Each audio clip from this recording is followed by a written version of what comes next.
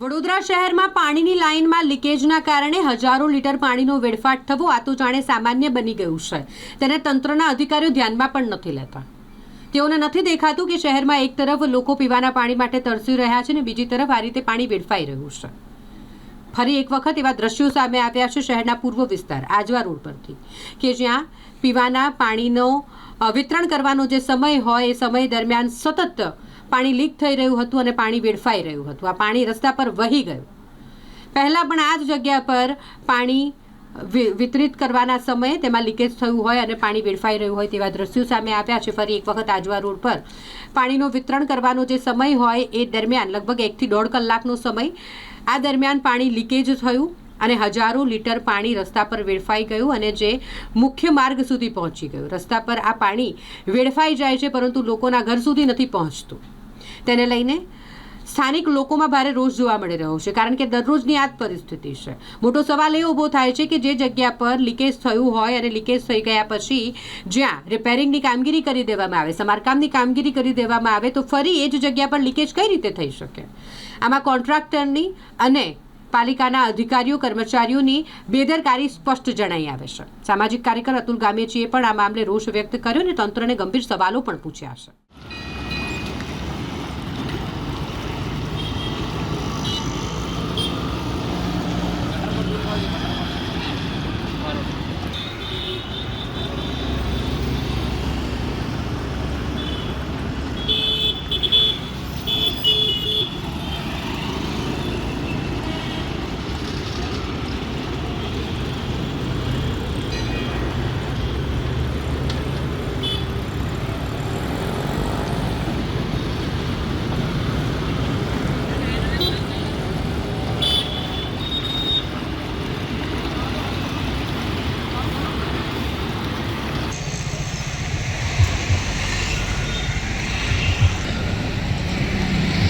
ચાલુ કરો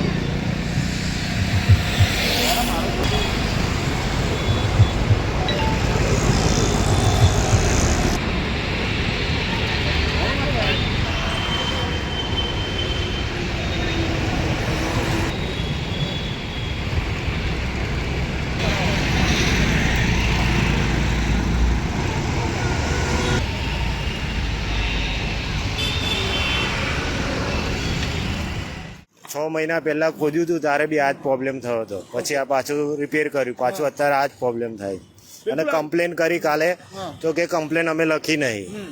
કાલે ફોન કર્યો હતો કે સારું કે આવી જશે પણ કોઈ કમ્પ્લેન લીધી નથી। પછી આજે અમે કોર્પોરેટરને મોકલ્યું તો કોર્પોરેટરે અત્યારે આ મોકલ્યા છે માણસ।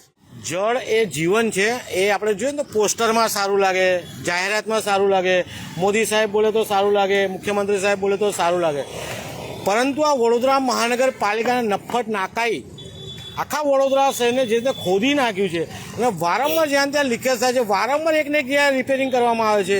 ક્યાંક કોન્ટ્રાક્ટર યા તો અધિકારી આ બધા ભેગા મળીને વડોદરા શહેરને એક લૂંટવાનો પ્લાન કરી રાખ્યો છે। આ લીકેજ થવાના કારણ શું હોય? તમે એકવાર લીકેજ થાય એને રિપેરિંગ કરી દો છો, ફરીથી ત્યાં લીકેજ કેમ થાય છે? એટલે કોન્ટ્રાક્ટરની બેદરકારી છુપાવે છે, કોન્ટ્રાક્ટર કટકી કરે છે, અધિકારી કે સુપરવાઇઝર ધ્યાન નહીં આપતા।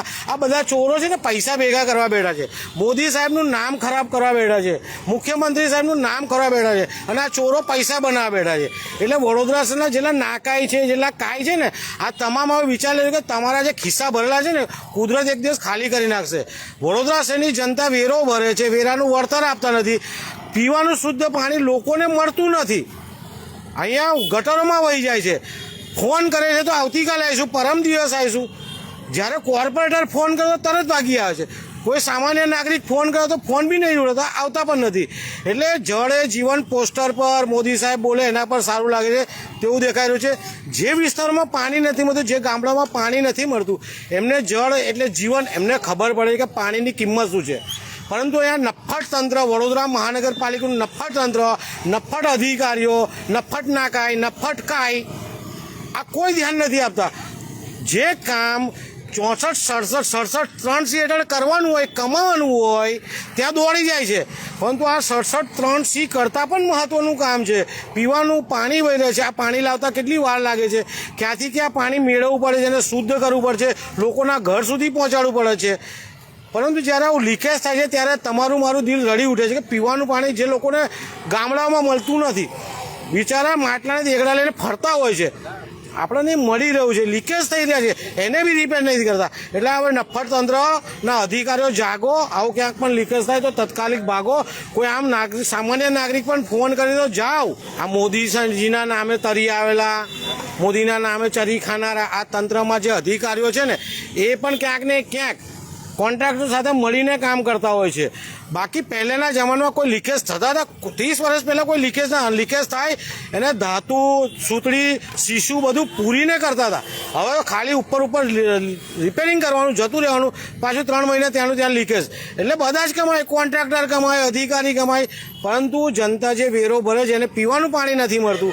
તો કામ એમને પીવાનું પાણી ફરીથી લીકેજ ના થાય, ફરીથી ડ્રેનેજ લાઈન લીકેજ ના થાય, ફરીથી ગેસ લાઈન લીકેજ ના થાય, એવા કામો કરવાના છે. પરંતુ કોઈ જ અમને બોલનાર નથી. કહેવાય કે આંધળા અધિકારીઓને આપણે ચશ્મા પહેરવા નીકળ્યા છે એવું આપણને લાગી રહ્યું છે.